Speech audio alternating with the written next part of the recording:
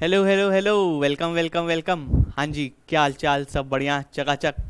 तो मैं आपका दोस्त और होस्ट अर्जुन जगवानी आज लेके आया हूँ एक नया टॉपिक, एक नई वीडियो। तो भाई टॉपिक क्या है? टॉपिक वीडियो है। टॉपिक क्या है वीडियो का, ये बताता हूँ। देखो, अभी तक हम लोगों ने क्या क्या पढ़ लिया। Principle of superposition, interference, Young's double slit experiment, जो कि बहुत इंपॉर्टेंट एक्सपेरिमेंट था और मैंने पूरा एक्सप्लेन किया है बेसिक से। डायग्राम उसकी, डेरिवेशन उसका, ब्राइट के लिए क्या कंडीशन है, डार्क के लिए क्या कंडीशन है, सारी चीज़ें, सब चीज़ें एक्सप्लेन करी हैं। जाके उस वीडियो को देख लो, आराम से समझ लो। तो आज देखो क्या बताने वाला हूँ, पहले सुन लो, समझ लो, फिर आगे तो देखना ही देखना। पहले बताऊंगा तुम लोग को फ्रिंज विड्थ, फ्रिंजिस क्या होती है, फ्रिंज विड्थ क्या होती है, एंगुलर फ्रिंज विड्थ। ठीक। फिर उसके बाद हम लोग कुछ न्यूमेरिकल डिस्कस करेंगे। ठीक है। इसी से रिलेटेड, आपके यंग्स डबल स्लिट एक्सपेरिमेंट से रिलेटेड जो क्वेश्चंस यूजुअली बोर्ड एग्जाम्स में पूछे जाते हैं, हम लोग कुछ क्वेश्चंस डिस्कस करेंगे। तो देखना, समझना, जानना, पहचानना। शुरू करते हैं बिना किसी देरी के, चलो। हाँ जी, पहले एक बार ये डायग्राम थोड़ा सा रिकैप कर लो। रिकैप क्या करना था कि हमने डायग्राम, ये यंग्स डबल स्लिट एक्सपेरिमेंट का डायग्राम था। ठीक है। जिसमें ये हमारा कोहेरेंट सोर्स था। ठीक। ये हमारी दो स्लिट्स थी, ये हमारी स्लिट S1, ये हमारी स्लिट S2। ठीक। यहाँ से यहाँ पे एक लाइट जाती है, यहाँ पे एक, यहाँ से यहाँ पे एक लाइट वेव जाती है और यहाँ से यहाँ पे एक लाइट वेव जाती है। हमने ये P पॉइंट ले लिया था। P पॉइंट हमने जनरल ले लिया था। P पॉइंट पे मुझे नहीं पता ब्राइट स्पॉट बन रहा है या डार्क स्पॉट बन रहा है। ठीक है। तो मैंने एक जनरल पॉइंट ले लिया था। फिर ये यहाँ पे O पे क्या बनता था? O पे अगर याद हो तो O पे सेंट्रल ब्राइट बनता था। ठीक है। सेंट्रल ब्राइट फ्रिंज बनती थी। अब फ्रिंज, फ्रिंज एक वर्ड तुम लोग बहुत बार सुनोगे। ठीक। फ्रिंज वर्ड से क्रिंज मत हो जाना। फ्रिंज वर्ड ऐसा फ्रिंज है, मतलब इसका कुछ नहीं है, मतलब वही स्पॉट। ठीक। हम लोग का इंटरफेरेंस पैटर्न कैसा होता है? ब्राइट होती है, ठीक, फिर डार्क होता है, फिर ब्राइट होता है, फिर डार्क होता है, फिर ब्राइट होता है, फिर डार्क होता है। तो ऑल्टरनेट ब्राइट डार्क का पैटर्न मिलता है ना इंटरफेरेंस में, यही देखा होगा ना। ऑल्टरनेट ब्राइट डार्क, ठीक, फिर ब्राइट फिर डार्क, फिर ब्राइट फिर डार्क, ठीक, फिर ब्राइट फिर डार्क। ठीक। तो ये ऑल्टरनेट ब्राइट डार्क का जो पैटर्न मिलता है, तो ये जो एक ये होती है ब्राइट पूरा स्पॉट, इसे हम लोग फ्रिंज कहते हैं। ठीक है। इसे फ्रिंजेस नाम भी दिया गया है। ठीक। तो ये ब्राइट फ्रिंज हो गई, ये डार्क फ्रिंज हो गई। ठीक। तो ये फ्रिंजेस भी कहा जाता है इन स्पॉट्स को। ठीक है। तो बहुत बार वर्ड सुनोगे फ्रिंज, फ्रिंज विड्थ, तो समझ लेना कि वो फ्रिंज मतलब वही ब्राइट या डार्क स्पॉट की बात कर रहे हैं। ठीक। तो ये हमने पी पॉइंट ले लिया था कोई भी एनथ ब्राइट फ्रिंज या एनथ डार्क फ्रिंज के लिए। ठीक। हमने एक जनरल पॉइंट ले लिया था। ये हमें पता है सेंट्रल ब्राइट कहाँ बनती है? यहाँ सेंटर पे बनती है, यहाँ पे सेंट्रल ब्राइट फ्रिंज बनती है। ठीक है। यहाँ पे एकदम सेंटर पे एक चमकती हुई ब्राइट बनती है। ठीक।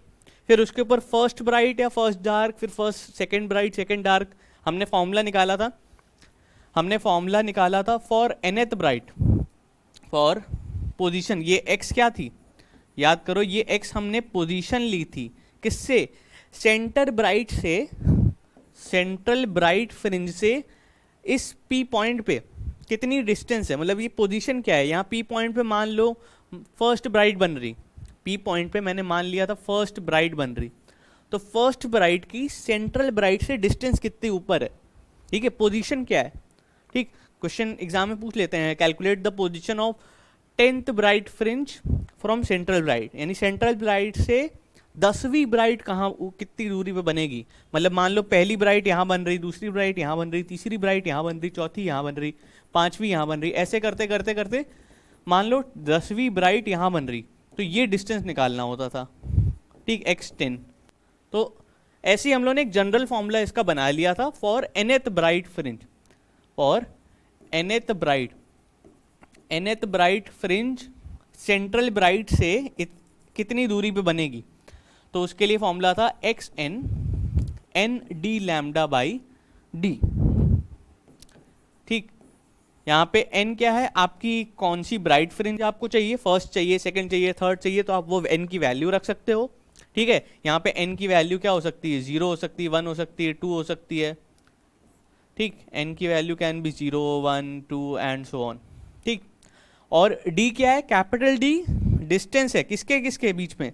स्लिट्स और स्क्रीन के बीच का डिस्टेंस, ठीक, कि स्लिट्स यहाँ है और स्क्रीन यहाँ है, तो इन दोनों के बीच का गैप होता है कैपिटल डी, ठीक है। लैम्डा क्या है? वेवलेंथ, जो भी आपका सोर्स है, ये आपकी सोर्स ऑफ लाइट जो है किस वेवलेंथ की है, ठीक, वो होता है लैम्डा। स्मॉल डी क्या होता है? स्मॉल डी होता है सेपरेशन बिटवीन स्लिट्स। ये स्लिट S1 है, ये स्लिट S2 है, तो इन दोनों के बीच का गैप कितना है? इन दोनों के बीच का गैप स्मॉल डी के बराबर है, ठीक है। तो ये सारी वैल्यूज रखते हैं तो हमें पोजीशन मिल जाती है फॉर nth ब्राइट फ्रिंज। इसीलिए इसी तरीके से हमने nth डार्क फ्रिंज का भी फॉर्मूला निकाला था, है ना। इसको एक्सप्लेन किया है मैंने काफ़ी अच्छे से, काफ़ी आराम से, काफ़ी तरीके से, काफ़ी बार पिछली वीडियो में, तो पिछली वीडियो देख लेना अगर तुम्हें नहीं पता है, नहीं समझ में आ रहा बाई चांस, ठीक। तो इसका फॉर्मूला हम लोगों ने निकाला था फॉर nth डार्क फ्रिंज। अगर यहाँ पे मान लो nth डार्क फ्रिंज बन रही हो तो उसकी पोजीशन सेंट्रल ब्राइट से कितनी दूरी पे है, तो उसका हम लोगों ने फॉर्मूला निकाला था xn n-1/2 d lambda by t, where n can be 1 2 3 4 and so on, ठीक। n की वैल्यू हम 1 से लेके कोई भी नेचुरल नंबर आगे हम ले सकते हैं, ठीक। और ब्राइट के लिए n की वैल्यू 0 से ले सकते हैं, क्योंकि 0 मतलब ये n की वैल्यू 0 मतलब यहाँ सेंट्रल ब्राइट की बात होती है, ठीक। फिर फर्स्ट ब्राइट यानी n की वैल्यू 1, सेकेंड ब्राइट यानी n की वैल्यू 2, थर्ड ब्राइट यानी n की वैल्यू 3, ठीक। तो वही चीज़ है। तो ये डार्क के लिए फॉर्मूला आया था, ये ब्राइट के लिए फॉर्मूला आया था, ठीक, ठीक है। इतनी चीज़ें हो गई थी। अब देखो फ्रिंज विड्थ क्या होता है। फ्रिंज विड्थ की डेफिनेशन समझो, अगर ये समझ गए हो तो फ्रिंज विड्थ की डेफिनेशन और डेरिवेशन कर लोगे, ठीक। फॉर्मूला डिराइव करना कोई मुश्किल नहीं है, इजी फॉर्मूला है, ऐसा कोई खास डेरिवेशन भी नहीं कहूँगा इसको, ठीक। देखो फ्रिंज विड्थ होती क्या है? The distance between any two consecutive bright fringes या any two consecutive dark fringes is called fringe width. क्या होती है फ्रिंज विड्थ? क्या होती है? Distance between any two consecutive bright fringe is called fringe width, या इसकी दूसरी डेफिनेशन समझ सकते हो, fringe width is the distance between any two consecutive dark fringe. मतलब दो ब्राइट फ्रिंजेस के बीच का गैप निकाल लो या दो डार्क फ्रिंजेस के बीच का गैप निकाल लो, वो जो गैप होता है वो होता है फ्रिंज विड्थ। कैसे क्या होता है समझाता हूँ, एक बार समझ में आएगा, रुक जाओ। मान लो ये हमारा S1 S2 ये हमारा पूरा वो है एपरेटस YDSE का, ठीक। ये स्क्रीन है, ठीक। ये सेंट्रल ब्राइट यहाँ मिल रही, ठीक। तो मान लो सेंट्रल ब्राइट हमें यहाँ मिलती है, ये ब्राइट मिल रही सेंट्रल ब्राइट, ठीक, ठीक है। और इंटरफेरेंस का पैटर्न मेरे ख्याल से तुम लोग को मालूम होगा। इंटरफेरेंस का पैटर्न कैसे होता है? बीच में सेंट्रल ब्राइट होती है, ठीक, डबल स्लिट में बता रहा हूँ, बीच में सेंट्रल ब्राइट होती है, फिर इसके ऊपर इसकी फर्स्ट ब्राइट मिलती है, ठीक। और इसकी विड्थ और इसकी विड्थ सेम होती है, मतलब अगर ये इतनी ब्राइट और इतनी विड्थ की है तो ये फ्रिंज भी इतनी ही ब्राइट और इतना ही इसकी मतलब ब्राइटनेस होगी, इतनी भी इसकी विड्थ भी होगी, ठीक है। और जो इसके ऊपर होगी वो भी सेम विड्थ की ब्राइट स्पॉट होगा, फिर इसके ऊपर जो होगा वो भी सेम विड्थ का ब्राइट स्पॉट होगा, फिर इसके ऊपर जो होगा वो भी सेम विड्थ का ब्राइट स्पॉट होगा, ठीक है। समझ रहे हो ना? सेम विड्थ का मतलब क्या है? अगर ये मेरी सेंट्रल ब्राइट, मान लो सेंट्रल ब्राइट मेरी इतनी चौड़ी है, समझो मेरी सेंट्रल ब्राइट जो फ्रिंज है यहाँ पे जो है ये इतनी चौड़ी है, ठीक। तो इसके ऊपर जो मेरे को फर्स्ट ब्राइट मिलेगी वो भी इतनी ही चौड़ी होगी, समझ रहे हो?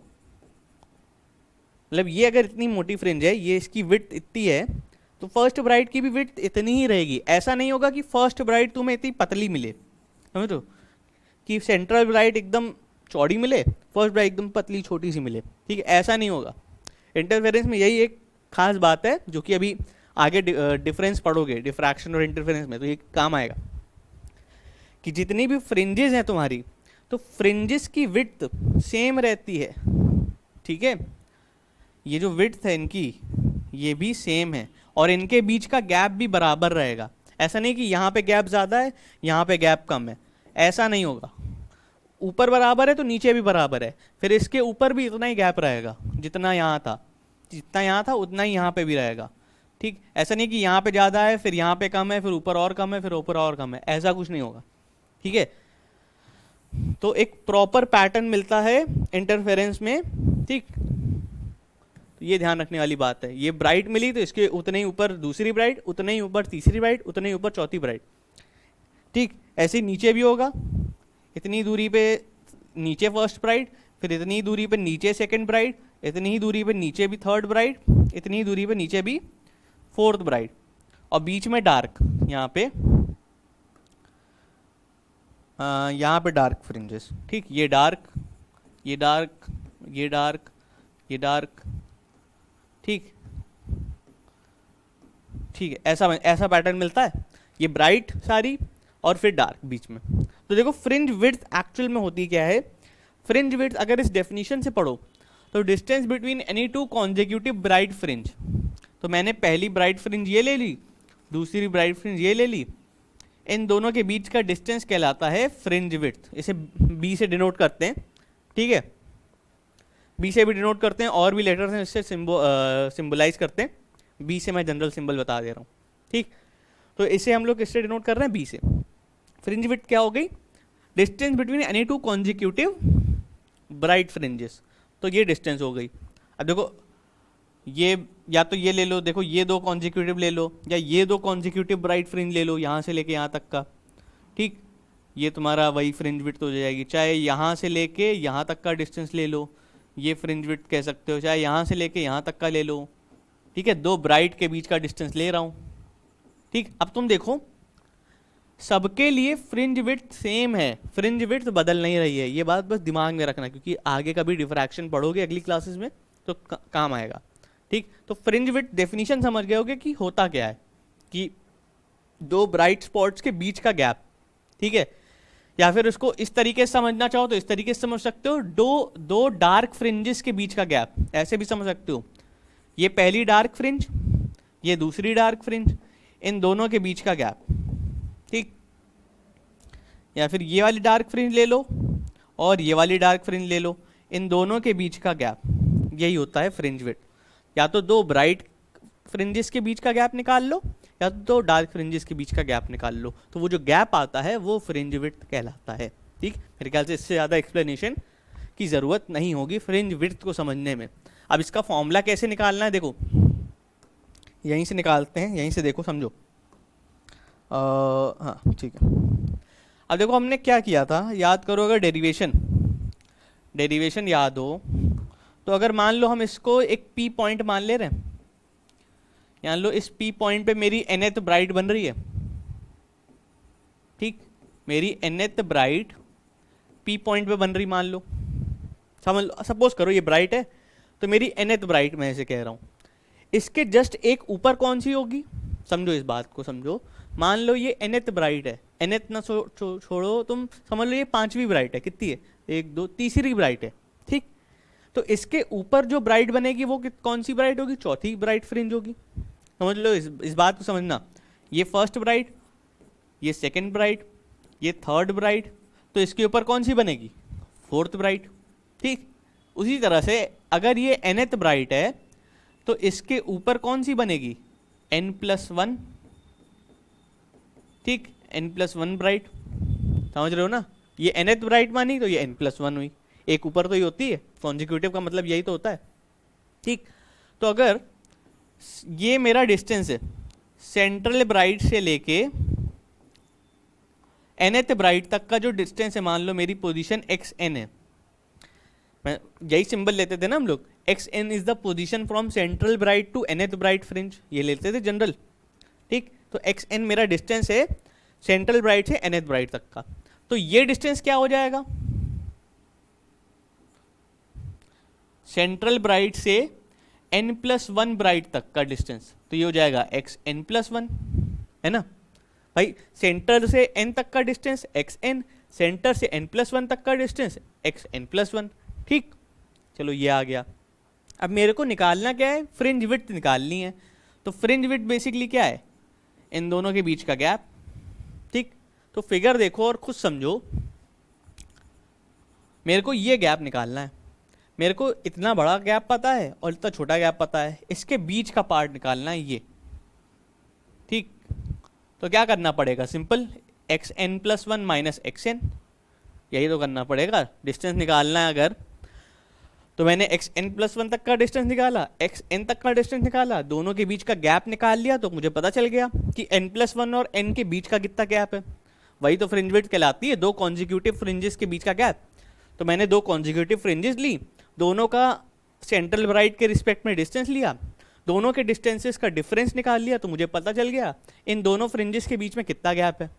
ठीक, तो फ्रिंज विड्थ आ जाएगी, फ्रिंज विड्थ ले ले रहा हूँ बी, ये हो जाएगा एक्स एन प्लस वन, यानी यहाँ लिख रहा हूँ साइड में, फ्रिंज विड्थ आ जाएगी बी, ये हो जाएगा x n plus one minus x n. ठीक, यही हुआ, यही कर रहे हैं हम लोग यहाँ पे, x n plus one minus x n कर रहे हैं। तो एक्स एन प्लस वन का फॉर्मूला क्या हो जाएगा, याद करो, ब्राइट के लिए हम लोग क्या फॉर्मूला यूज करते हैं, n d plus n d lambda by d. अब यहाँ पे एक्स एन के लिए है, तो एक्स एन प्लस वन के लिए क्या हो जाएगा, एन की जगह पे एन प्लस वन रख दो बस, बाकी सेम फॉर्मूला रहेगा। ठीक है, तो ये हो जाएगा n plus one d lambda by d, और एक्स एन की जगह n d lambda by d. अब यहाँ पे ये मल्टीप्लाई कर दो अंदर दोनों को, ये हो जाएगा n d lambda by d plus d lambda by d minus n d lambda by D.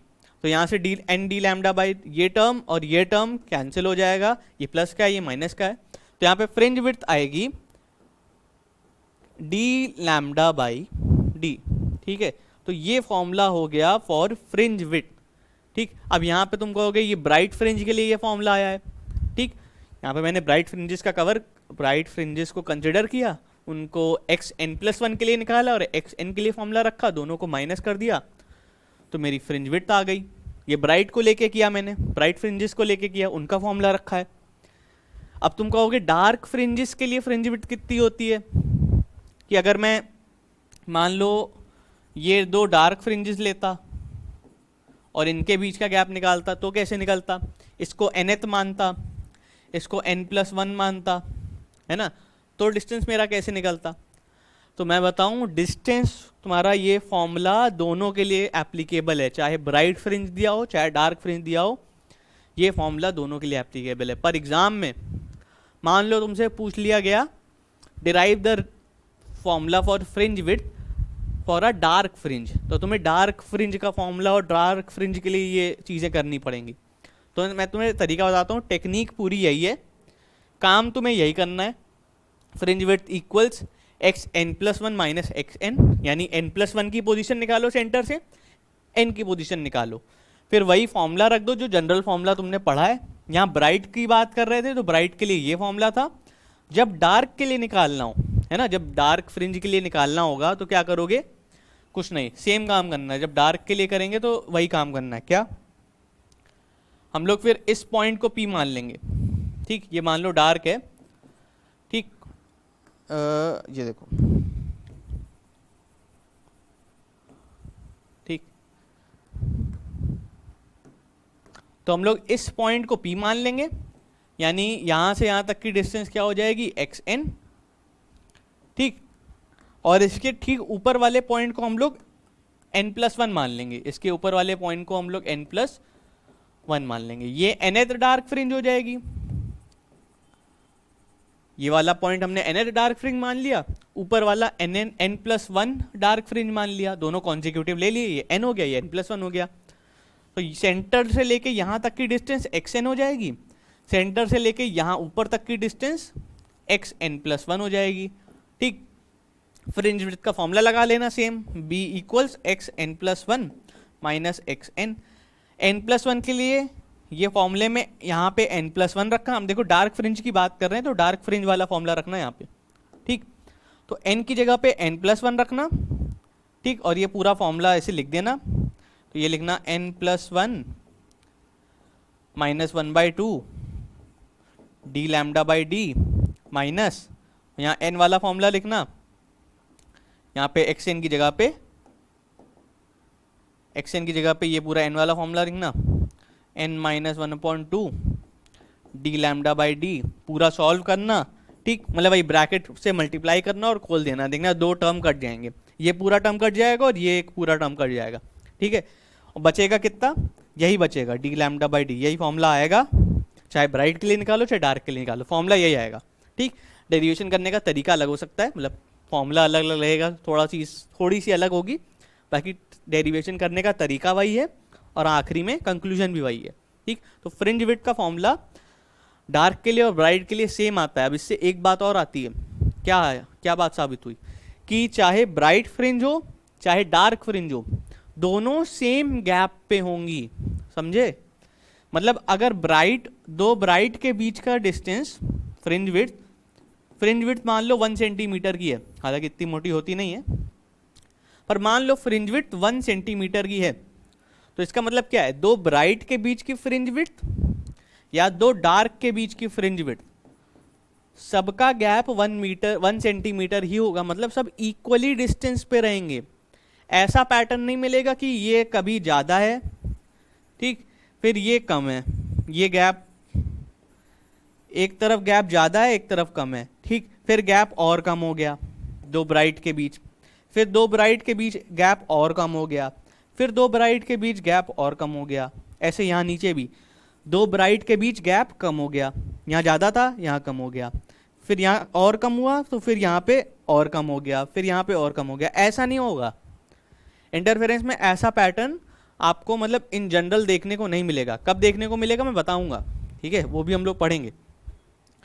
पर इंटरफेरेंस पैटर्न का जो कैरेक्टरिस्टिक होता है, वो कैरेक्टरिस्टिक क्या है कि जो गैप होता है इक्वल होता है। गैप का मतलब क्या होता है, फ्रिंज विड्थ इक्वल है, सबकी इक्वल है, चाहे ब्राइट हो चाहे डार्क हो। तो अगर ये मान लो मेरे को ब्राइट मिल रही है, इससे थोड़ी सी ऊपर मेरे को फर्स्ट ब्राइट मिल रही है, ठीक, ये जो गैप है मेरा, ठीक, ये जो मेरा गैप है ये गैप मेंटेन रहेगा। तो मेरे को जो सेकंड ब्राइट मिलेगी वो भी इतने ही गैप के ऊपर मिलेगी, मेरे को यहाँ सेकंड ब्राइट इतने ही गैप पे मिलेगी, जो थर्ड ब्राइट होगी वो भी इतने ही गैप पे मिलेगी यहाँ पे, ठीक। जो पैटर्न होगा प्रॉपर होगा, ये गैप जो शुरू में था वो यहाँ पे भी होगा यहाँ पे भी होगा, डिक्रीज नहीं करेगा। ये पैटर्न होता है इंटरफेरेंस का, ठीक। बाद में यही चीज़ आएगी डिफरेंस और डिफ्रैक्शन और इसमें इंटरफेरेंस में डिफरेंस आएगा, यही प्रॉपर्टी बहुत काम आएगी, ठीक है। तो ये फॉर्मूला आ गया अपने पास फ्रिंज विड्थ का। अब एंगुलर फ्रिंज विड्थ देखते हैं। एंगुलर फ्रिंज विड्थ से पहले एंगुलर पोजीशन देखो। एंगुलर पोजीशन याद है, मैंने रेफरेंस दिया था जब मैं समझा रहा था, तो मैंने बताया था एंगुलर पोजीशन क्या है। यहाँ पे मैंने एंगल लिया था थीटा, ये देखो सेंटर है अपना, है ना, ये सेंट्रल एक्सिस है ना, ये सेंटर है पूरा, और यहाँ से मैंने ये एंगल लिया था जहाँ पे भी मेरी फ्रिंज बन रही हो, कोई भी तरह की फ्रिंज हो सकती है, ब्राइट हो सकती है, डार्क हो सकती है, पी पॉइंट जनरल लिया है, ठीक। तो यहाँ से देखो मैंने एक एंगल बनाया था थीटा, थीटा मैंने बताया था ये एंगुलर पोजीशन बता रहा है मेरे को। थीटा क्या बता रहा है, एंगुलर पोजीशन, ठीक। तो यहाँ पे मैंने फॉर्मूला निकाला था tan theta equals x upon capital D, यही आया था। tan theta equals perpendicular upon base, ये हो जाएगा x अपॉन कैपिटल D। अब सिंस ये डिस्टेंस बहुत बड़ा है, सिंस जो कैपिटल D है बहुत बड़ा डिस्टेंस है, ठीक, कैपिटल D बहुत बड़ा डिस्टेंस लेते हैं हम लोग, ठीक, 1 मीटर के अलॉन्ग लेते हैं, यानी 100 सेंटीमीटर। 100 सेंटीमीटर काफ़ी बड़ा हो गया इस पूरे एपरेटस और इन सब के लिए, इस फिनोमिना के लिए। तो यहाँ पे थीटा इक्वल्स tan थीटा लिख सकते हो, मतलब tan थीटा की वैल्यू आप डायरेक्ट थीटा भी लिख सकते हो। तो यहाँ से एक फॉर्मूला आ गया theta equals x upon D. अब यहाँ पे x की जगह xn लिख दो। n क्यों, मान लो ये मैं nth फ्रिंज की बात कर रहा हूँ, nth ब्राइट भी हो सकती है डार्क भी हो सकती है, ठीक है, ब्राइट भी ले सकते हैं डार्क भी ले सकते हैं, अभी बताऊंगा, ब्राइट के लिए बताऊंगा डार्क के लिए बताऊंगा, ठीक। तो ये फॉर्मूला हो गया xn अपॉन कैपिटल D, ठीक। ये किसका फॉर्मूला हो गया, एंगुलर पोजीशन का, ठीक। थीटा n ले लो, इसको थीटा n यहाँ पे लिख दो, ठीक। जैसे हम लोग ने ये लिखा निकाला था xn, n क्या होता था आपका, ये पोजीशन, ये लीनियर पोजीशन है, इसे हम लोग लीनियर पोजीशन भी कह सकते हैं, ठीक। Linear position from central maxima, ठीक है, सेंट्रल ब्राइट से लीनियर पोजीशन होती है। और ये थीटा क्या होता है, एंगुलर पोजीशन, ठीक, इसे एंगुलर पोजीशन भी कहते हैं, ठीक है, ये याद रखना, एंगुलर पोजीशन, ठीक। सेंटर से और एंगुलर पोजीशन निकाल लें भाई। थीटा क्या है, एंगल बता रहा कि हम सेंटर से कितना एंगल ऊपर देखेंगे तो हमें nth ब्राइट या nth डार्क फ्रिंज मिलेगी, ठीक। तो ये फॉर्मूला आ गया। अब देखो एंगुलर फ्रिंज विड्थ क्या होती है, the difference between angular position of any two consecutive bright और dark is called angular fringe width. Angular fringe width क्या है, एंगुलर पोजीशन का डिफरेंस, समझो वही चीज़, फिगर देखो वही चीज़, वही पैटर्न, ठीक। ये मेरे को ब्राइट फ्रिंजेस मिल रही हैं, ये सेंट्रल ब्राइट मिली, फिर कुछ दूरी पे फर्स्ट ब्राइट मिली, फिर कुछ दूरी पे सेकंड ब्राइट मिली, ठीक, फिर कुछ दूरी पे थर्ड ब्राइट मिली, ऐसे ही करते करते nth ब्राइट मिल गई मान लो, ठीक, यहाँ पे कहीं मिली, ठीक, ऐसे ही कहीं मिली, ऐसे मतलब वही एक पैटर्न ऐसा ही मिला है, ठीक, समझो पैटर्न समझना। नीचे भी वही सेम चीज़, देखो जितनी दूरी पे ऊपर है उतनी दूरी पे नीचे भी होगा, ठीक है। ये नीचे से फर्स्ट ब्राइट, ये सेकंड ब्राइट, ये थर्ड ब्राइट, ये फोर्थ ब्राइट, ऐसे ही करके पैटर्न है, ठीक। बीच में डार्क, ठीक, अभी डार्क नहीं बनाया, डार्क बनाऊंगा बाद में। तो देखो थीटा क्या होता है, थीटा मान लो ये एंगल है, ये मान लो मेरे पास क्या है, nth ब्राइट है, ये P पॉइंट ले लेता हूं, ये क्या है, nth ब्राइट फ्रिंज है, ठीक। और ये क्या हो जाएगी, तुमने अभी पढ़ा है, अगर ये nth ब्राइट है तो ऊपर वाली क्या हो जाएगी, n+1, n+1 ब्राइट फ्रिंज, ठीक। तो फिर एंगुलर विड्थ क्या होती है, देखो थीटा क्या है, एंगुलर पोजीशन, ठीक, थीटा n क्या है बेसिकली,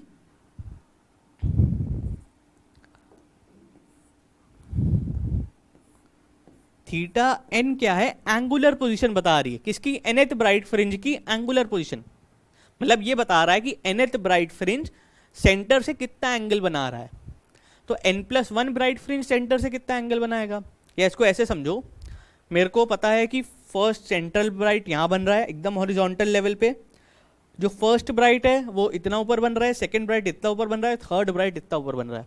अब कोई मुझसे पूछेगा कि मान लो थर्ड ब्राइट का एंगल बताओ, मतलब थर्ड ब्राइट का एंगुलर पोजीशन बताओ, थर्ड ब्राइट की एंगुलर पोजीशन, तो तुम भाई सेंटर से इसका एंगल नाप लोगे कि सेंटर से थर्ड ब्राइट कितना एंगल बना रही है, मान लो 20 डिग्री बना रही होगी, तो तुम बता दोगे एंगुलर पोजीशन थर्ड ब्राइट की एंगुलर पोजीशन तुम 20 डिग्री बता दोगे। फिर तुमसे पूछे फोर्थ ब्राइट की एंगुलर पोजीशन बताओ, तो तुम फोर्थ ब्राइट की एंगुलर पोजीशन निकाल लोगे, तो वो एंगल निकाल लोगे फोर्थ ब्राइट की, θ4, मान लो वो 30 डिग्री आ रहा होगा, मान लो फोर्थ ब्राइट का एंगल 30 डिग्री, तो तुम फोर्थ ब्राइट की एंगुलर पोजीशन बता दोगे कि भाई 30 डिग्री है। अब कोई तुमसे एंगुलर विड्थ पूछे,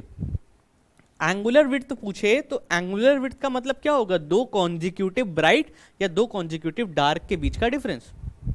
तो तुमने दो कॉन्जिक्यूटिव ब्राइट देखी, इन दोनों की एंगुलर पोजीशन देखी, इन दोनों के कॉन्जिक्यूटिव के बीच का डिफरेंस निकाल लिया, तो θ4 माइनस θ3, तो ये हो गया 10 डिग्री, तो तुम्हारे ये एंगुलर विड्थ आ गई 10 डिग्री, तो 10 डिग्री क्या होगी तुम्हारी एंगुलर विड्थ, ठीक है। तो यही होती है एंगुलर विड्थ, फ्रिंज विड्थ जैसा ही है पर एंगल्स के टर्म्स में है, ठीक है। तो एंगुलर विड्थ हो गई। अब देखो इसको फॉर्मूले के टर्म्स में कैसे करोगे, हाँ ये सब नहीं, अब इसको चलो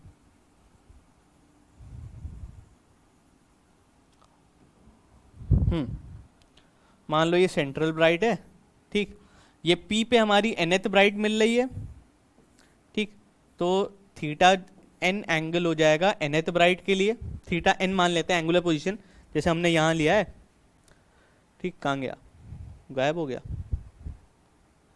यहाँ पे थीटा n किसके लिए था, nth ब्राइट के लिए, मान लो nth ब्राइट के लिए हम लोग निकाल लें,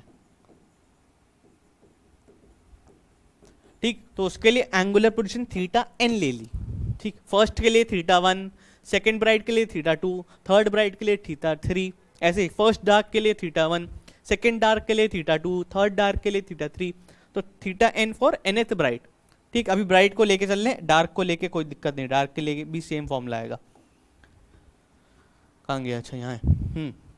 θn nth ब्राइट का एंगुलर पोजीशन, तो n+1 के लिए कितना एंगल बन जाएगा, n+1 के लिए एंगल बन जाएगा θn+1। ठीक, और थीटा का जनरल फॉर्मूला अभी अभी हम लोगों ने पढ़ा था, थीटा का जनरल फॉर्मूला क्या पढ़ा था, कहाँ गया, ये xn/d, परपेंडिकुलर अपॉन बेस। ठीक, परपेंडिकुलर अपॉन बेस, ये xn हो गया, position for nth bright fringe, capital D distance between screen and slits. तो हमें पता है θn क्या है, xn/d है। ठीक, n की जगह पे क्या लिखोगे, यहाँ पे ब्राइट फ्रिंजेस के लिए निकालने, for bright fringes angular width का फॉर्मूला होगा θn+1 माइनस θn, जैसा हम लोग का फ्रिंज विड्थ में होता था कि फ्रिंज विड्थ का फॉर्मूला क्या है, कॉन्जिक्यूटिव के बीच का डिफरेंस निकाल लो, तो n+1 माइनस θn लिख दोगे। तो n+1 की जगह पे यहाँ पे xn+1 लिखोगे upon capital D, minus n की जगह पे xn लिखोगे अपॉन कैपिटल D। अब xn+1 और xn की वैल्यू रख दो, xn+1 और xn की वैल्यू क्या होगी, देखो भाई ब्राइट के लिए निकाल लें, तो ब्राइट के लिए क्या फॉर्मूला होता है, n d λ/d, n+1 के लिए वही n+1 d λ/d, यही तो होगा। ये दोनों फॉर्मूले उठा के इसमें रख दो, तो ये देखो क्या हो जाएगा, xn+1 रखोगे तो ये हो जाएगा n+1 λ/d, कैपिटल D से कैपिटल D कैंसिल, यहीं पे माइनस xn, ये हो जाएगा n λ/d, कैपिटल D से कैपिटल D कैंसिल। ठीक, तो ये फॉर्मूला आया। अब यही इसको ब्रैकेट में मल्टीप्लाई करके ओपन कर दो, तो ये आ जाएगा, देखो कुछ ऐसा आएगा, तो वहीं लिख कर दे रहा हूँ यहाँ पे, theta equals n λ/d plus λ/d minus n λ/d। तो देखो ये टर्म कैंसिल हो जाएगा, एंगुलर विड्थ आ जाएगी λ/d, ये आ जाएगी एंगुलर विड्थ। ठीक है, और ये फॉर्मूला हो जाएगा एंगुलर विड्थ। अब यहाँ पे निकाला मैंने फॉर ब्राइट है, ठीक, डार्क के लिए भी सेम आएगा, सेम फॉर्मूला आएगा डार्क के लिए भी, बस करने का तरीका बस वही है। यहाँ पे फॉर डार्क अगर निकालना हुए, फॉर डार्क निकालना हुए तो यही फॉर्मूला रखोगे, θn+1 minus θn, xn+1 minus xn, बस यहाँ पे ये जो फॉर्मूला रखा है ये फॉर्मूला दूसरा हो जाएगा। ठीक, यहाँ पे फॉर्मूला क्या रख दोगे, जब डार्क की बात करेंगे तो xn+1 की जगह पे क्या लिख दोगे, n+1 माइनस 1/2, जो उधर रखा था डार्क के लिए d λ/d, ये डार्क के लिए रखेंगे, यही फॉर्मूला तो रखेंगे, n minus 1/2 capital D upon ये डार्क के लिए फॉर्मूला रखोगे तो वो ये फॉर्मूला यहाँ रखना, फिर सब्ट्रैक्ट करना, तो थीटा की वैल्यू यही आ जाएगी। ठीक है, तो आएगा यही, पर वही बस डार्क के लिए अलग फॉर्मूला रखना होता है xn का, और ब्राइट के लिए xn का फॉर्मूला अलग रखना होता है। ठीक, तो ये कुछ था, ये आपका फ्रिंज विड्थ और एंगुलर फ्रिंज विड्थ थी। ठीक, टॉपिक आसान है, बस समझ में आना चाहिए कि भाई हो क्या रहा है। ठीक है, फॉर्मूला बहुत आसान है, न्यूमेरिकल इतना ज़्यादा मुश्किल नहीं आता इसका, न्यूमेरिकल आसान आता, बस ये समझना एक वो बात होती है कि चीज़ समझ में आ जाए, अच्छे से क्लिक हो जाए दिमाग में, छप जाए। ठीक है, मेरे ख्याल से छप गया होगा दिमाग में, और अगर छप गया है तो भाई आते हैं बढ़ते हैं न्यूमेरिकल की ओर। ठीक है, क्योंकि न्यूमेरिकल करना भी ज़रूरी है, इसके कुछ न्यूमेरिकल लगाओ जो मैं बता रहा हूँ, इसी टाइप के और लगाना, जो मैं करा रहा हूँ इसी टाइप के और लगाना, और खुद से भी लगाना, तो तुम्हारी एक अच्छी प्रैक्टिस हो जाएगी, एक अच्छा ग्रिप बन जाएगा। ठीक है, चलो देखते हैं न्यूमेरिकल्स। पहला न्यूमेरिकल क्या है, the distance between first and sixth bright fringe formed in Young's double slit experiment is found to be 12.5 millimetre. ठीक है, the separation between the slits is 0.12 millimeter and the distance of the screen from the slits is 60 centimetre, calculate the fringe width. ठीक है, देखो क्या दिया है, distance between first and sixth bright fringes from the in the Young's double formed in the Young's double set में जी। देखो यहाँ पे दिया है distance between first and sixth bright fringes. यहाँ पे अब क्वेश्चन में बहुत गौर करना पड़ेगा तुम लोगों को कि ब्राइट फ्रिंजेस दी है, डार्क फ्रिंजेस दी है, किस क्या दिया है, ब्राइट दिया है कि डार्क दिया है, ये बहुत पहली चीज़ गौर करनी पड़ेगी। फिर तुम्हें दे रहा है distance between first and sixth bright fringe is 12.5 millimetre. ये जो 12.5 मिलीमीटर दिया ये फर्स्ट और सिक्स्थ के बीच का डिस्टेंस है। मतलब देखो इसको विजुअलाइज कैसे करोगे, यंग्स डबल स्लिट एक्सपेरिमेंट दिया है, ठीक, ये स्लिट होंगी, ये S1 S2 होगा, यहाँ पे स्क्रीन होगी, ठीक, यहाँ पे सेंटर ब्राइट होगी। अब कह रहा है फर्स्ट ब्राइट और सिक्स्थ ब्राइट इन दोनों के बीच का गैप मिल रहा है। मतलब मान लो मेरे को फर्स्ट ब्राइट यहाँ पे मिली, इसका डिस्टेंस है x1, ठीक, और मेरे को सिक्स्थ ब्राइट यहाँ पे मिली, ये मेरे को फर्स्ट ब्राइट मिली, ये मेरे को सिक्स्थ ब्राइट मिली, ठीक। सिक्स्थ ब्राइट का डिस्टेंस है, मतलब सेंटर से डिस्टेंस निकाल रहा हूँ, ये सेंटर से फर्स्ट ब्राइट का डिस्टेंस मैंने x1 लिया और सेंटर से सिक्स्थ ब्राइट का डिस्टेंस मैंने x6 लिया, ठीक, xn लेते थे ना जनरल, तो वही है x1 for first, x6 for sixth. Question मेरे को क्या बता रहा है, distance between first and sixth bright formed the YDSE is 12.5 millimetre. मतलब ये जो डिस्टेंस दिया है ये फर्स्ट और सिक्स्थ के बीच का डिस्टेंस दिया है मेरे को, ठीक है, ना ही फर्स्ट का दिया है ना ही सिक्स्थ का दिया है, ये मेरे को फर्स्ट और सिक्स्थ के बीच का डिस्टेंस दिया है, यानी ये गैप दिया है। और ये गैप कितना दिया है, 12.5 मिलीमीटर।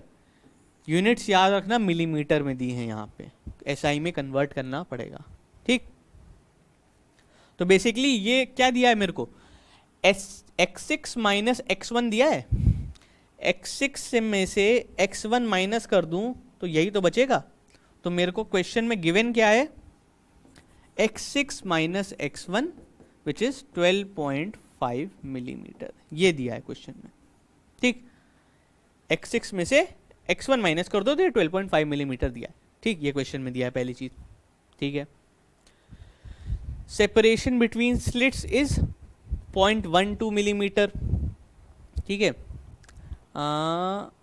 ये कुछ तो इसमें झोल था,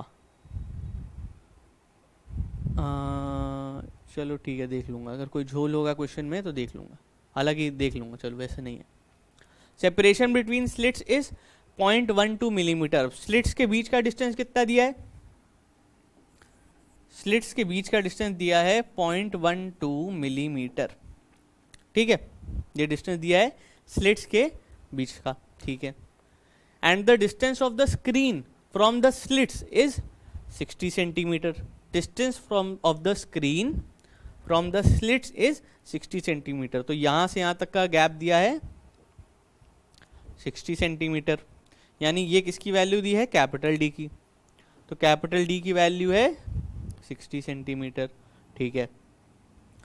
फर्स्ट पार्ट पूछ रहा है फ्रिंज विड्थ निकालो, सेकंड पार्ट पूछ रहा है वेवलेंथ निकालो, किसमें, नैनोमीटर में, ठीक है। तो देखो फ्रिंज विड्थ निकालनी है पहली। तो फ्रिंज विड्थ का फॉर्मूला क्या होता है, हमने पढ़ा था, चाहे ब्राइट हो चाहे डार्क हो, यहाँ पे ब्राइट का केस है, तो फॉर्मूला क्या था, डी लैम्डा बाई डी, है ना, capital D lambda by small D, यही फॉर्मूला होता था, चाहे ब्राइट के लिए हो चाहे डार्क के लिए, यही फॉर्मूला होता था, ठीक, ये फॉर्मूला है, ठीक।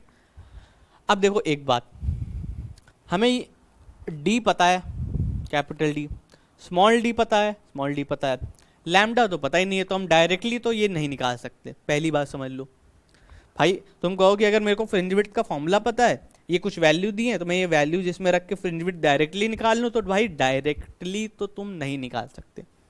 क्यों, क्योंकि तुम्हें कैपिटल डी पता है, स्मॉल डी पता है, पर लैम्डा तो नहीं पता ना मेरे दोस्त, वेवलेंथ नहीं पता ना भाई। तो वेवलेंथ कहाँ से निकालोगे, वेवलेंथ तो खुद ही निकालनी क्वेश्चन में, तो वेवलेंथ निकालना पड़ेगा पहले, तो वो भी ऐसे नहीं निकलेगा। तो देखो ये फ्रिंज विड्थ कैसे निकलेगी, ये डी लैम्डा बाई डी अपने दिमाग में रखना, as it is d lambda by d, ये दिमाग में रखना। क्यों? क्योंकि अभी काम आएगा। देखो मेरे को ये पता है x6 minus x1 equals this, इसको SI यूनिट में कन्वर्ट कर लो तो ये हो जाएगा 12.5 इंटू 10⁻³ मीटर। ठीक, SI यूनिट में कन्वर्ट कर लो। अब एक चीज़ गौर करो, ये फॉर्मूला होता था xn equals n D lambda by d, ये होता था, याद है? n की जगह पे x6 निकालूं अगर मैं, x6 तो n की जगह पे 6 रख दूं, 6 डी लैम्डा बाई डी, और यही x1 निकालूं तो n की जगह पे 1 लिख दूं, यानी 1 डी लैम्डा बाई डी। ठीक, मेरे को क्वेश्चन में दिया क्या है, x6 माइनस x1। ठीक, तो x6 माइनस x1 दिया है। ठीक,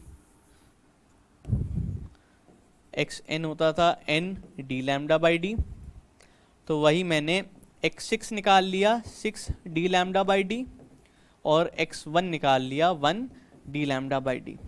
क्वेश्चन में मेरे को दे रहा है x6 माइनस x1 कितना है, 12.5 इंटू 10⁻³ मीटर, ये मीटर में मैंने कन्वर्ट कर लिया था।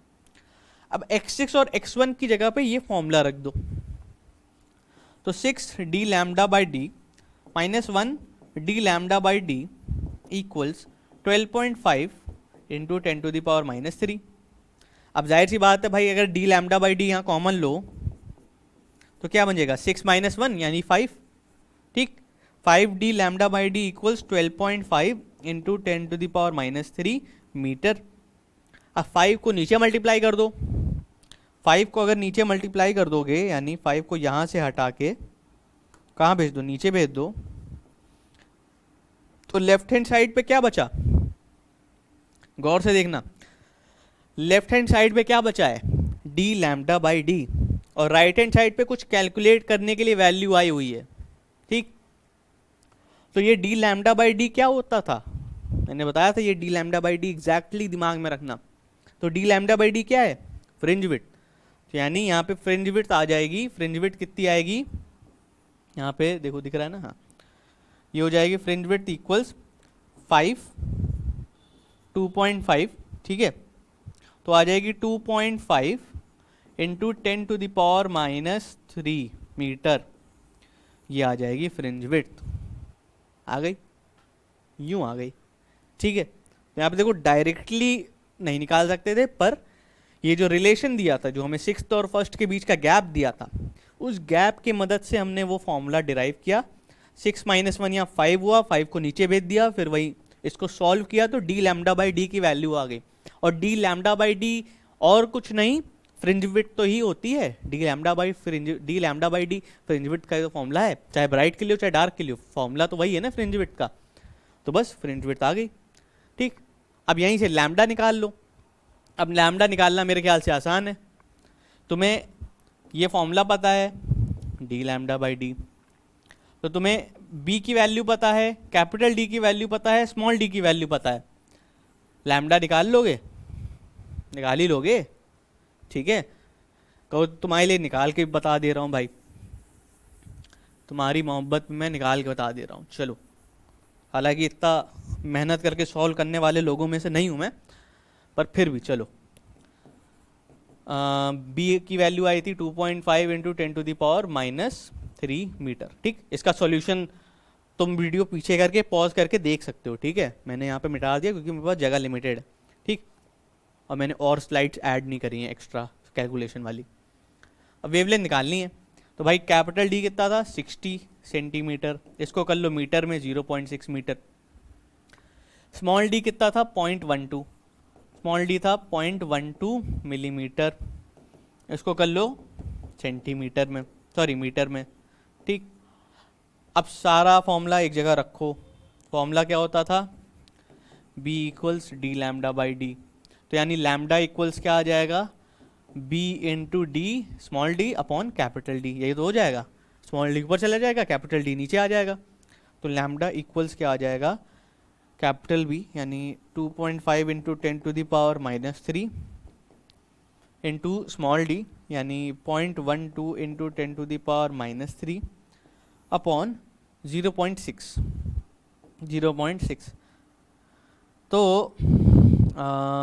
यहाँ से ये 0 से 0, ये पॉइंट से पॉइंट हट जाएगा तो ये 6 0.02 हो जाएगा, ठीक है। तो ये लैम्डा आ जाएगा और ये इधर अगर जाए तो 100, ठीक, तो हो जाएगा 50, ठीक, 0.5। तो ये कुछ ये वैल्यू आएगी कुछ ऐसी 0.5 इंटू 10⁻⁻6 मीटर, या फिर इसको ऐसे कर लो लैम्डा इक्वल्स 5 इंटू 10⁻⁻7 मीटर। और यहाँ पे देखो अब ये तुम आंसर तुम्हारा आ गया, ठीक है, चाहे ये लिख दो चाहे ये लिख दो, ये तुम्हारा आंसर आ गया और आंसर सही भी है, कोई दिक्कत नहीं है, ठीक। पर मेरे दोस्त तुम्हें नंबर नहीं मिलेगा इस पर, ठीक है। अब तुम पूछोगे क्यों, तो भाई लाइफ इज अनफेयर, नहीं मिलेगा। क्यों नहीं मिलेगा? क्योंकि भाई क्वेश्चन में साफ साफ लिखा है वेवलेंथ निकालो लेकिन नैनोमीटर में निकालो, ठीक है। एवं किसी भी यूनिट में रख के तुम चले जाओगे, तुम्हें लगता है तुम्हें नंबर दे देगा, सरदार खुश होगा, शाबाशी देगा? नहीं, नहीं देगा, ठीक। मीटर में निकालोगे कोई नंबर नहीं देने वाला, इसको नैनोमीटर में कन्वर्ट करना पड़ेगा। और मैं दावे के साथ कह सकता हूँ बहुत लोगों को मीटर टू नैनोमीटर ये सब कन्वर्जन में दिक्कत आती होगी आज भी, कोई बड़ी बात नहीं है। और कोई शर्म खाने वाली, वैसे शर्म खाने वाली तो नहीं है बात, पर ठीक है, पर समझ रहे हो कि ज़रूरी है, तुम्हें आना चाहिए, ठीक, शर्म ना खाना। पर हाँ, अब जाके एक बार देख लेना कन्वर्जन, क्योंकि ज़रूरी है, अभी नहीं पढ़ोगे तो फिर कभी नहीं पढ़ पाओगे।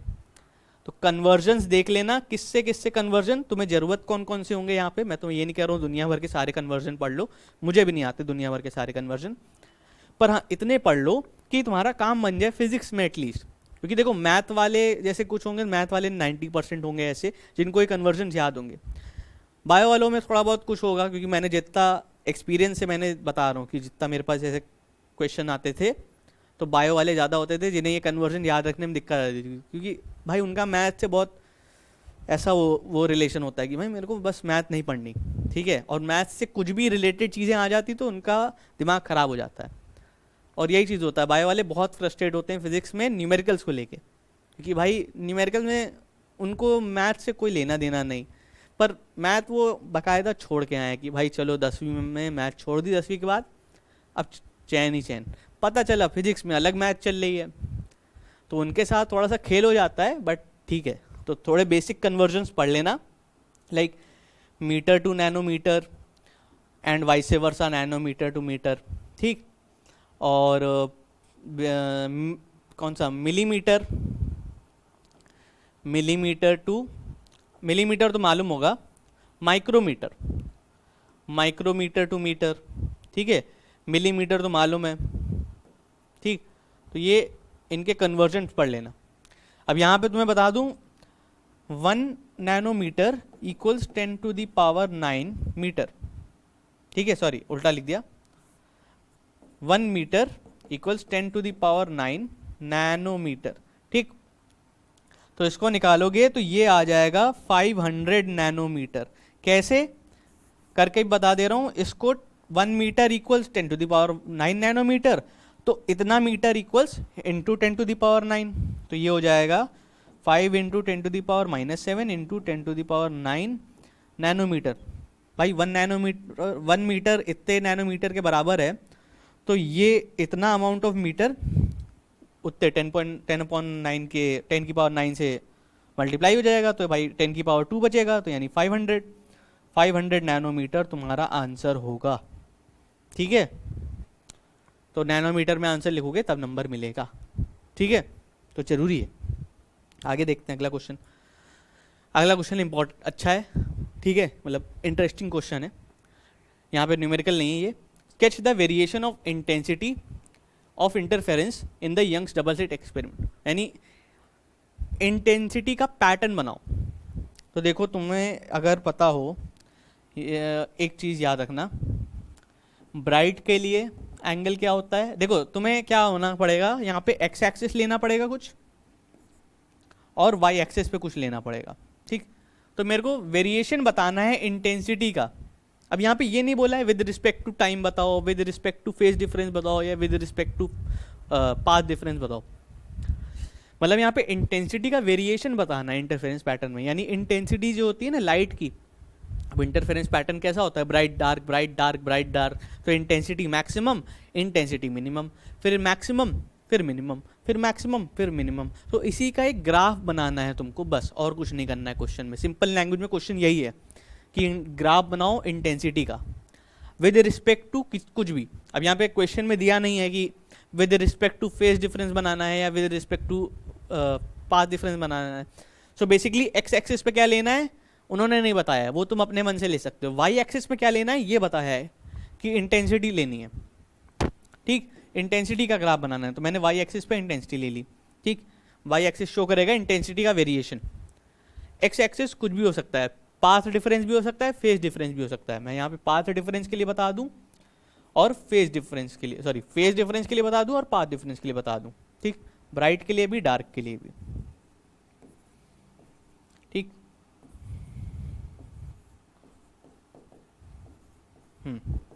हालांकि याद होगा पर फिर भी ब्राइट के लिए पे फेज डिफरेंस क्या होता है ब्राइट के लिए, यानी इंटेंसिटी मैक्सिमम के लिए, मैक्सिमम इंटेंसिटी के लिए फेज डिफरेंस क्या होना चाहिए, या तो 0 होना चाहिए, या तो 2 पाई होना चाहिए, या तो 4 पाई होना चाहिए, या तो 6 पाई होना चाहिए, एंड सो ऑन।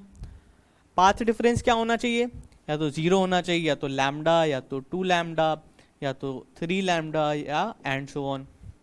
ये तो होता है ब्राइट के लिए इंटेंसिटी मैक्सिमम के लिए, या तो फेज डिफरेंस हो या तो पाथ डिफरेंस हो, दोनों में से कुछ भी पता हो तो हम निकाल लेते हैं, ठीक।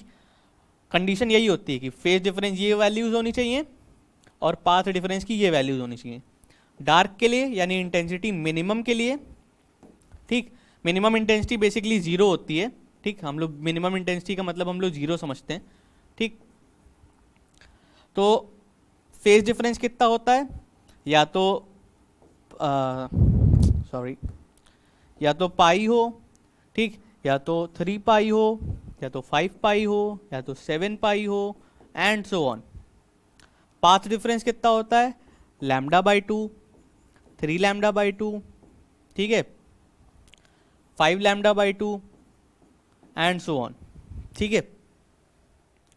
तो ये होता है तुम्हारा वेरिएशन इन, ठीक। तो यहाँ पे एक्स एक्सिस पे तुम पाथ डिफरेंस भी ले सकते हो, फेज डिफरेंस भी ले सकते हो। मैं यहाँ पे फेज डिफरेंस ले रहा हूँ एक्स एक्सिस पे, ठीक, एक्स एक्सिस पे मैं फेज डिफरेंस ले रहा हूँ। तो यहाँ पे 0 हो जाएगा, ठीक, यहाँ पे पाई ले रहा हूँ, यहाँ पे 2 पाई ले रहा हूँ, ठीक, यहाँ पे 3 पाई ले रहा हूँ, यहाँ पे 4 पाई ले रहा हूँ, ठीक, यहाँ पे 5 पाई ले रहा हूँ। सेम वहीं पे माइनस पाई, -2 पाई, -3 पाई, -4 पाई, -5 पाई, ठीक। अब तुम्हें पता है इंटेंसिटी मैक्सिमम कहाँ पे होगी, 0 पे होगी, 2 पाई पे होगी, 4 पाई पे होगी, 6 पाई पे होगी। तो मान लो मैक्सिमम इंटेंसिटी यहाँ पे है, ये मैक्सिमम है, तो मैक्सिमम 0 पे होगी, फिर 2 पाई पे होगी, फिर 4 पाई पे होगी, ठीक। ऐसे इधर -2 पाई पे भी होगी, ठीक, -4 पाई पे भी होगी इंटेंसिटी मैक्सिमम। तुमने मैक्सिमम वाले पॉइंट्स देख लिए। मिनिमम वाले पॉइंट्स कहाँ आएंगे, मिनिमम इंटेंसिटी कहाँ पे आएगी, पाई पे होगी, 3 पाई पे होगी। तो मिनिमम पॉइंट कहाँ पे आएंगे, पाई पे, 3 पाई पे, 5 पाई पे, इधर वही वापस -पाई पे, -3 पाई पे, -5 पाई पे। अब देखो ये एक तरह का वेरिएशन बन रहा है, तो इस वेरिएशन को ऐसे स्केच करोगे, ये ऊपर गया, फिर नीचे आया, फिर ऊपर गया, फिर नीचे आया, फिर ऊपर गया, फिर नीचे आया। सेम इधर ऊपर गया, नीचे आया, ऊपर गया, नीचे आया। और एक बात यहाँ पे गौर करी होगी तुमने, मैंने देखो अगर मैक्सिमम इंटेंसिटी है तो सबकी मैक्सिमम इंटेंसिटी बराबर ली है, चाहे वो सेंट्रल ब्राइट हो, चाहे वो फर्स्ट ब्राइट हो, चाहे वो सेकंड ब्राइट हो, सबकी इंटेंसिटी बराबर है। यानी पहली ब्राइट जितना ज़्यादा चमक रही होगी, फर्स्ट ब्राइट भी उतना ही ज़्यादा चमकेगी। मतलब कॉन्ट्रास्ट का ऐसे डिक्रीज नहीं होता, यानी ब्राइटनेस डिक्रीज नहीं होती जाएगी कि फर्स्ट ब्राइट बहुत ज़्यादा चमक रही है, सेकेंड ब्राइट डल है, थर्ड ब्राइट और डल है। ठीक है, तो ऐसा नहीं होगा। सर अभी तो अंदर हो सकते हो, यहाँ नहीं अभी। हाँ बैठ जाइए। ठीक, तो ये एक वो रहेगा लॉजिक, ठीक, कि फर्स्ट ब्राइट कितनी दूरी पे है, मतलब फर्स्ट ब्राइट की इंटेंसिटी, सेकंड ब्राइट की, सबकी इंटेंसिटी सेम रहेगी। ठीक, तो ये इस ग्राफ में गौर करने वाली बात है। ठीक, तो ये ग्राफ में ये चीज़ें बहुत ध्यान रखना कि इसकी ये इंटेंसिटी कम मत कर देना, क्योंकि फिर वो डिफ्रैक्शन वही डिफ्रैक्शन का ग्राफ बन जाएगा। ठीक है, अब आगे देखो अगली चीज़ क्या है। अगला क्वेश्चन देखो, in Young's double slit experiment using a monochromatic light of wavelength 600 nanometer, fifth bright fringe is formed at a distance of 0.48 millimeter. If the screen is at a distance of 80 centimeter, calculate the distance between two slits and fringe width. ठीक है, question में क्या क्या दिया है? Question में कह रहे हैं in Young's double slit experiment अब monochromatic light of wavelength 600 nanometre is use. ठीक है, वेवलेंथ दी है लाइट की 600 नैनोमीटर। ठीक है भाई, फिर कह रहा है fifth bright fringe is formed at a distance of 0.48 millimetre. जो फिफ्थ ब्राइट फ्रिंज है वो 0.48 मिलीमीटर डिस्टेंस पे बन रहा है, किससे? सेंटर से। अगर यंग्स डबल स्लिट एक्सपेरिमेंट मालूम है तो ये सेंट्रल ब्राइट है, तो कह रहा है कि जो फिफ्थ ब्राइट है वो सेंटर से 0.48 मिलीमीटर के डिस्टेंस पे बन रहा है। ठीक है भाई, ये दिया है। तो बेसिकली अपने को दिया क्या हुआ है? x5 दिया है। x5 हम लेते थे ना, xn, nth ब्राइट फ्रिंज की पोजीशन फ्रॉम सेंटर ब्राइट, तो x5 दिया है, फिफ्थ ब्राइट फ्रिंज की पोजीशन फ्रॉम सेंट्रल ब्राइट। ठीक है, 0.48 मिलीमीटर। फिर क्वेश्चन में क्या बोल रहे हैं? If the screen is at the distance from 80 centimetre from the slits. अगर मान लो स्लिट्स यहाँ थी, ठीक, तो स्लिट्स और स्क्रीन के बीच का डिस्टेंस क्या है? Capital D. और ये कैपिटल डी की वैल्यू कितनी दी है? 80 सेंटीमीटर। ठीक, इसमें विजिबल, हाँ विजिबल है। ठीक, तो कैपिटल डी की वैल्यू यहाँ पे क्या दे दी? 80 सेंटीमीटर। ठीक, क्वेश्चन में पहला पार्ट पूछ रहा है डिस्टेंस बिटवीन टू स्लिट्स निकालो। सो बेसिकली ये गैप निकालो, S1 और S2 के बीच का गैप। तो स्मॉल डी निकालना है पहली चीज़। दूसरी चीज़ निकालनी है फ्रिंज विड्थ। ठीक, तो अब यहाँ पे देखो ना ही फ्रिंज विड्थ दी है, तो हम फ्रिंज विड्थ का फॉर्मूला यूज़ करके भी नहीं निकाल सकते स्मॉल डी। ठीक, क्योंकि फ्रिंज विड्थ खुद ही निकालनी है। तो यहाँ पे क्या करोगे? यहाँ पे देखो अपने को एक चीज़ दी है x5। x5 क्या है? Distance from central bright to the fifth bright fringe. ठीक है, तो अगर तुम्हें जनरल फॉर्मूला याद है कि xn इक्वल्स nth ब्राइट के लिए n d lambda by d. ठीक, तो x5 के लिए क्या हो जाएगा? 5 d लैम्डा बाई डी। ठीक, तो यहाँ पे तुम्हें कैपिटल डी पता है, लैम्डा पता है, स्मॉल डी निकाल लोगे। x5 की वैल्यू दी हुई है क्वेश्चन में 0.48 मिलीमीटर। ठीक, x5 डिस्टेंस दिया हुआ है। ठीक, कैपिटल डी क्वेश्चन में दिया है, लैम्डा क्वेश्चन में दिया है, स्मॉल डी की वैल्यू निकालनी है। ये सारी वैल्यूज इसमें रखो और निकाल लो। दूसरी बात, सारी वैल्यूज एसआई यूनिट में कन्वर्ट करोगे तभी निकालना। ठीक है, बिना एसआई यूनिट में कन्वर्ट करे मत निकालना। तो यहाँ पे अगर देखो ये हो जाएगा small D equals 5 into D lambda upon x5। ठीक, तो ये हो जाएगा तुम्हारा d इक्वल्स 5 इंटू 0.8, 80 सेंटीमीटर को 0.8 मीटर हो जाएगा, लैम्डा हो जाएगा कितना? 6 into 10 to the power -7 upon x5, ये हो जाएगा 0.48 इंटू 10 टू द पावर -3। ठीक है, अब इसको सॉल्व करोगे तो मेरे ख्याल से सॉल्व करने पे ये कुछ ऐसा आ रहा था, 5 इंटू 10 टू द पावर -3। ठीक है, एक बार वेरीफाई कर लेते हैं। तो 4.8 हो जाएगा, 0.48 हो जाएगा। ठीक, 4, ठीक, हाँ ठीक सही है। तो 5 into 10 to the power -3 metre आ रहा। ठीक, स्मॉल डी की वैल्यू ये आ गई। इसको लिख सकते हो 5 मिलीमीटर भी लिख सकते हो। ठीक है, 5 into 10 to the power -3 metre भी लिख सकते हो। तो स्मॉल डी की वैल्यू आ गई। ठीक, फिर अगला पार्ट पूछ रहा है फ्रिंज विड्थ निकालो। तो फ्रिंज विड्थ के लिए जनरल फॉर्मूला लगाओगे, जो फ्रिंज विड्थ का फॉर्मूला है b equals D lambda by D. Capital D की वैल्यू पता है, लैम्डा की वैल्यू पता है, स्मॉल डी की वैल्यू पता है, सारी वैल्यूज इसमें एज इट इज रख दो तो आ जाएगा। तो आ जाएगा 0.8 इंटू 6 इंटू 10⁻⁻7 अपॉन 5 इंटू 10⁻³ ठीक है। तो इसकी वैल्यू कैलकुलेट करके आप लोग लिखेंगे कमेंट सेक्शन में, बताना इसकी वैल्यू क्या आ रही है, ठीक है। तो जिसकी वैल्यू सही होगी उस पर लाइक तुम्हें मिल ही जाएगा, तो तुम्हारा वेरिफिकेशन हो जाएगा कि भाई हाँ मेरा आंसर सही है कि नहीं है, ठीक है। तो इस तरीके के क्वेश्चन और लगाने हैं, ताकि ये तो मैंने एक टाइप्स बता दिए, पर इसके इसी टाइप के जितने ज़्यादा प्रैक्टिस करोगे तो तुम्हारा ही बेनिफिट होगा, ठीक है। हाँ जी, तो यहीं तक थी कहानी, ठीक। मिलते हैं नेक्स्ट वीडियो में, इसके और क्वेश्चन प्रैक्टिस करना, क्योंकि तभी तुम्हारा कॉन्सेप्ट थोड़ा स्ट्रांग होगा कि ग्राफ का वेरिएशन कैसा है, कहाँ पे इंटेंसिटी मैक्सिमम होगी, मिनिमम होगी, फेज डिफरेंस क्या होगा, पाथ डिफरेंस क्या होगा। जितने ज़्यादा क्वेश्चन प्रैक्टिस करोगे उतना ज़्यादा बेनिफिट होगा, ज़्यादा कॉन्सेप्ट स्ट्रांग होगा, ठीक है। चलते हैं, good night, bye bye, tata, see you.